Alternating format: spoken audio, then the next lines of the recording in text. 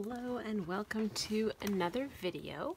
Today we are making a Christmas card that I designed for a card swap using some really beautiful paper.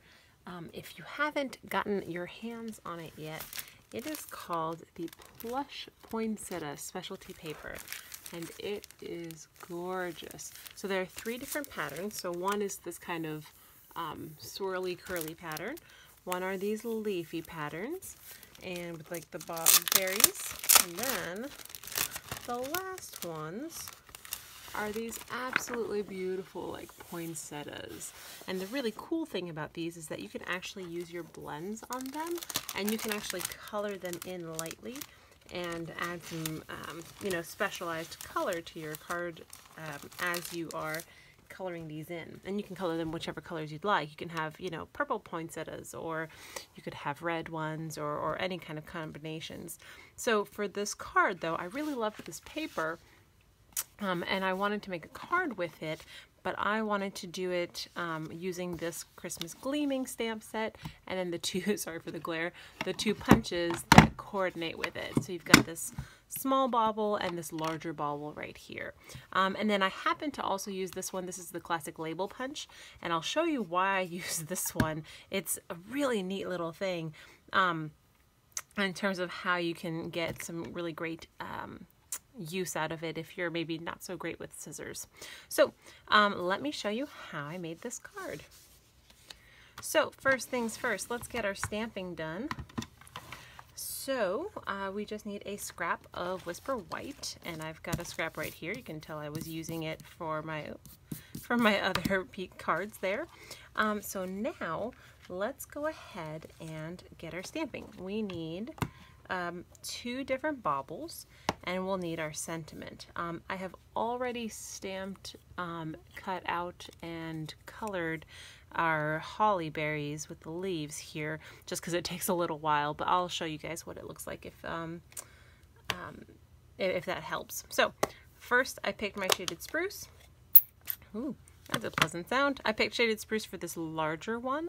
There are, if you are more interested in using the same pattern, there are these two here. While they're not identical, these two go really well together, but I kind of liked the contrast in the amount of ink you would see. So let's do our stamping first. Where this punch comes, the paper goes in this way. So if you have the tip of this bauble here aimed down at the bottom of your paper, like here for example, it'll punch it out without having much waste. And actually, let's do it on this side.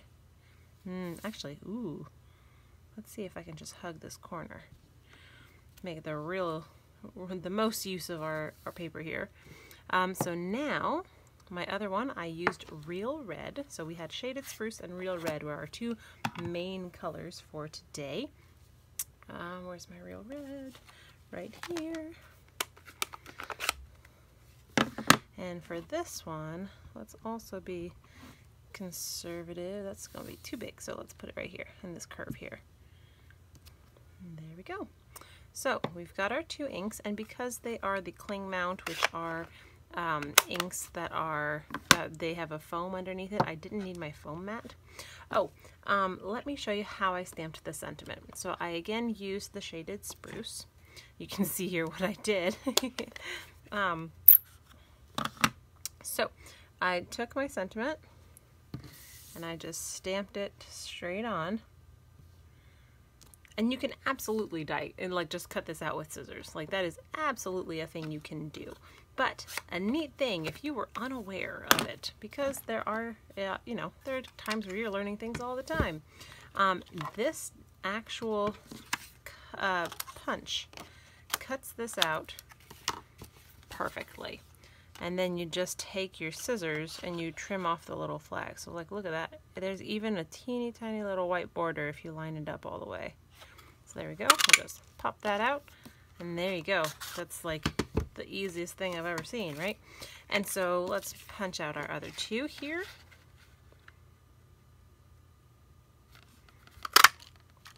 And I picked Real Red and Shaded Spruce in part because those are two colors that go really well together, the reds and the greens, and then also in part because those are colors that we have in Stampin' Up!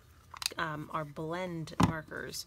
And so because those alcohol markers come in those two colors, they make it exceptionally nice for us to use them on a card. So you could then use your next stamp here. We'll stamp right there. And this is why I like to keep scraps of all sizes. And let's make the most of our space. Maybe right here? Yeah. I like not being wasteful when possible. So we'll give that a second to dry. We don't need this anymore. We don't need our other bobble punches. I did use the 2 1/4 circle punch in order to get the 2 1/4 circle in Shaded Spruce, but you could use it for Real Red. You could use it for different colors if you wish. For our sentiment, we just trim off our little flaggy ends here. And now we've got our sentiment. It's perfectly cut. So we have this. Let's trim off this excess here. So to color it, just like I've done in prior cards, especially if you think that I am an artist, I'd like to think I've got a certain eye for things, but I am by no means an exceptional artist. So let's go ahead and keep going. Really quickly, I'm going to just go ahead, color in with the light first. These holly berries are pretty small, and that's all I'm gonna do. I'm gonna come in. I'm using the brush tip just to add a little bit of something. I'm not trying to make it anything real fancy.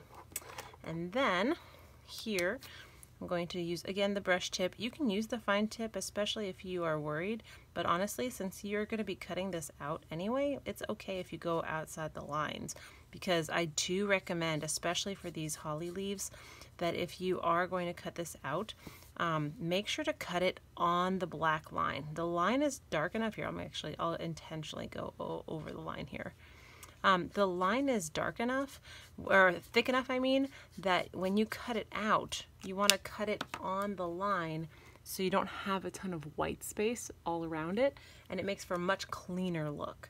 So then I'll take the dark, add a little flare here. I am going to use the fine tip pen for edge here for that one. And there we go. So then you would cut it out. Voila, it's beautiful. You now have 4 pieces. What you'll need now is your card base. This is a Real Red card base. You've got your 2 1/4 inch punch. Oh, I had already made another sentiment, but it was so easy to make, I figured in case I stamped it incorrectly, I'd have one handy. So I put this directly on my paper. I did realize, and I hadn't thought that it was going to be so kind of obvious, I guess is the word. My card here, you can kind of see that I had put that adhesive behind it. Normally with this vellum cardstock, it is going to be pretty visible. I suspect that if I had put Whisper White underneath it, it probably would have been less noticeable. Let me show you what I mean. So if I had put this here underneath it, I don't think the vellum would have been quite as obvious, but I think that we lose a lot of that kind of color in terms of the brightness of the white and the plush.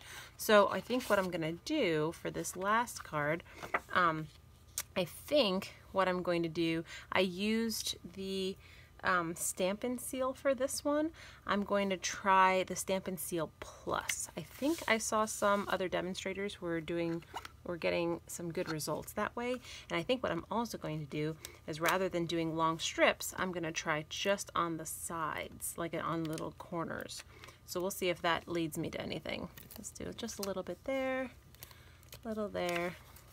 Because it's the Stampin' Seal Plus, it should be a little bit stronger, so I shouldn't need very much of it. That's my hope, at least. So let's see. Alrighty, the ultimate test.